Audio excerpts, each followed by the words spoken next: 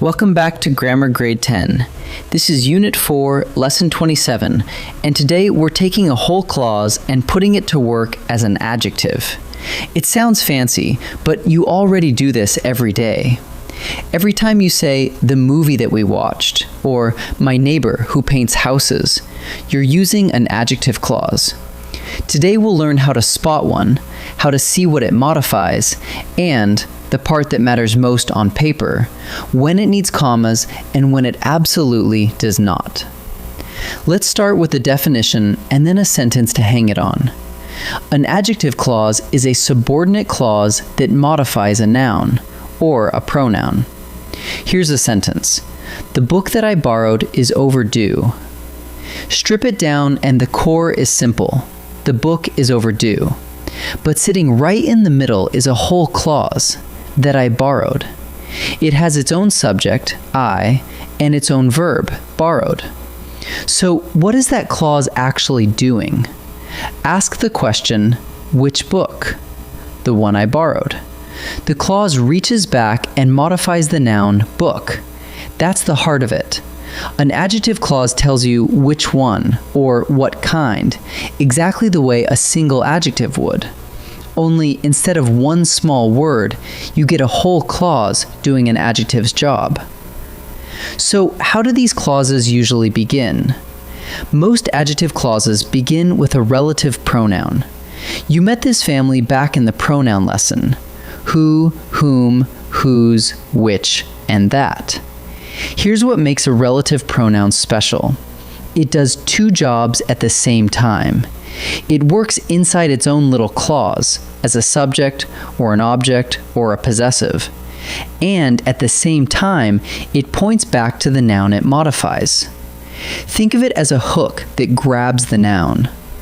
Which pronoun you choose depends on what you're talking about. For people, reach for who, whom, or whose. For things and animals, reach for which or that. Listen to the pair. The pilot who landed the jet stayed perfectly calm. The jet, which had lost an engine, came down anyway. In both sentences, the relative pronoun links the clause to its noun. Now let's practice the real skill.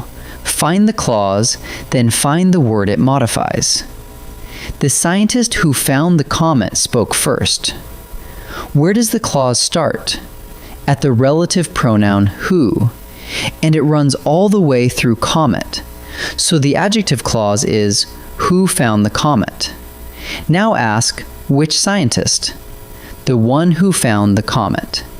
So the clause modifies the noun scientist, which is sitting right in front of it. Notice that position, because it's a gift to you. An adjective clause almost always hugs the word it modifies.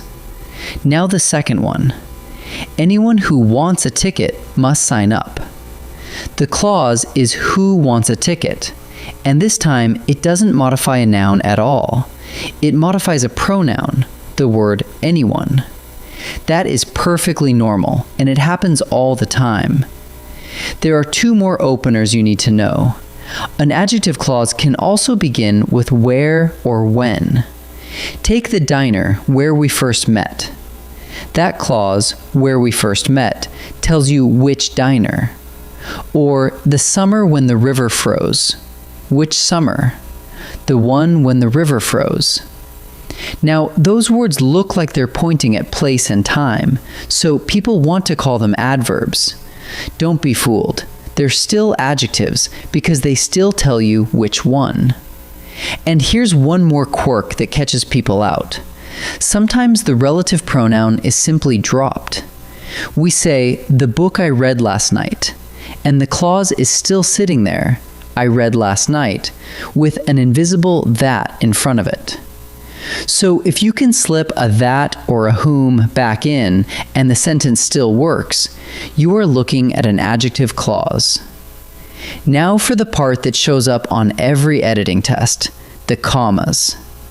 Adjective clauses come in two flavors, and the flavor decides the punctuation. First flavor. An essential clause is needed to identify which one you mean. Pull it out, and the sentence loses its point. Because it is doing necessary work, an essential clause takes no commas at all, and it usually begins with that. Second flavor. A non-essential clause is different. It adds extra, interesting information, but the sentence already knows exactly which one it's talking about. Since the clause is bonus material, you set it off with commas, and it usually begins with which. So here's the shortcut that will save you again and again. That takes no commas, which takes commas. Learn that little pair and half the work is already done. Let me show you the test on a real pair of sentences. Sentence 1. The bike that I rented had a flat tire. Now lift the clause out and read what's left. The bike had a flat tire. Which bike? You have no idea. The clause was carrying the identification all by itself, so it is essential, and an essential clause gets no commas. Sentence 2. My bike, which I rented, had a flat tire. Lift that clause out and read what's left. My bike had a flat tire. Do we still know which bike? Of course we do. It's mine. The clause was only adding a detail, so it is non-essential, and non-essential clauses get commas on both sides. That's the whole test, and it never fails. Lift it out. If you still know exactly which one, use commas. If the sentence goes blurry, leave the commas off. Let's boil all of that down into 3 moves you can run on any sentence. Move 1. Find the opener. Who, whom, whose, which, that. Or a where or a when. That word marks where the clause begins. Move 2.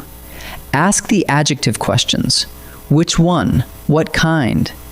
The answer points you straight at the noun or the pronoun that the clause is modifying.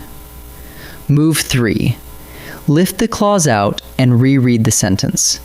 If you still know exactly which one is meant, the clause is extra, so wrap it in commas. If the sentence suddenly goes vague on you, the clause is essential, and you use no commas at all. 3 moves every time. Let's try a few together. In this first set, I'll give you a sentence and you find the adjective clause, or the word it's modifying. Pause the video and decide before I reveal each answer. The car that Nina restored won the show. Look for the opener. There it is. That. The clause runs from that through restored, so the adjective clause is that Nina restored.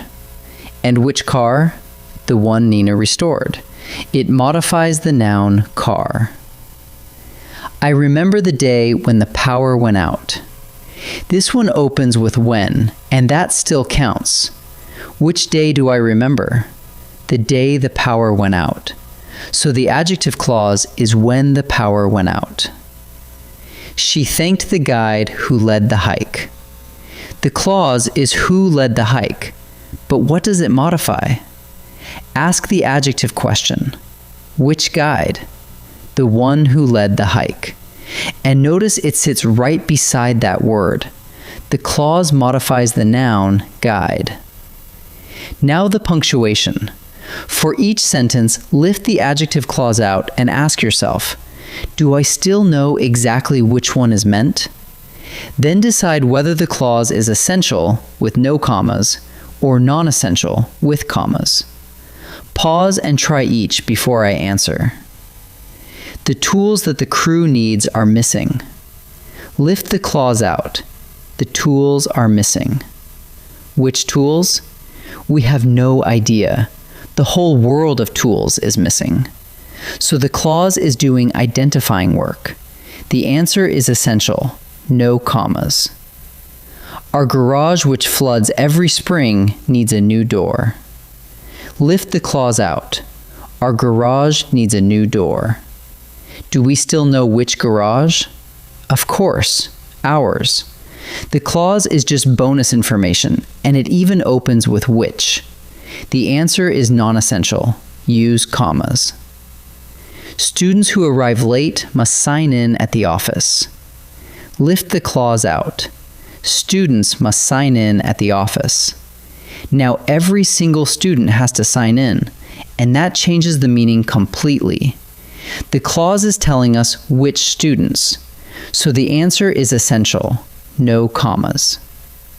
Let's gather it all up. An adjective clause is a subordinate clause that modifies a noun or a pronoun, and it tells you which one or what kind. The same job a single adjective does. It usually opens with a relative pronoun, who, whom, whose, which, or that. And it can also open with where or when. Sometimes that pronoun is dropped altogether, but the clause is still there. And the punctuation comes down to one question. Lift the clause out, and do you still know which one? If yes, the clause is non-essential, and you set it off with commas. That's your which. If no, the clause is essential, and it takes no commas. That's your that. In the next lesson, we'll look at adverb clauses, which modify verbs instead. I'll see you there.